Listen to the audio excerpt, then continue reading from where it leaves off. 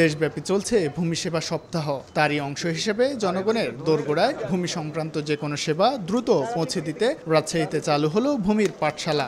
এটি দেশের মধ্যে ভূমি সেবা সংক্রান্ত প্রথম পাঠশালা।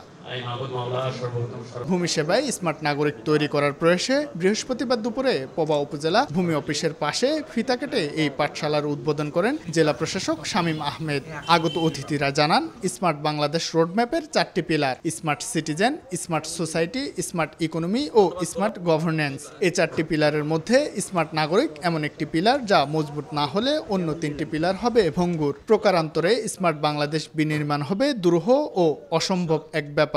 কোনো সেবার ক্ষেত্রে নির্দ্বিধায় আপনারা আমাদের সাথে যোগাযোগ করবেন, আমরা সর্বোত্তম সেবা দিতে চাই।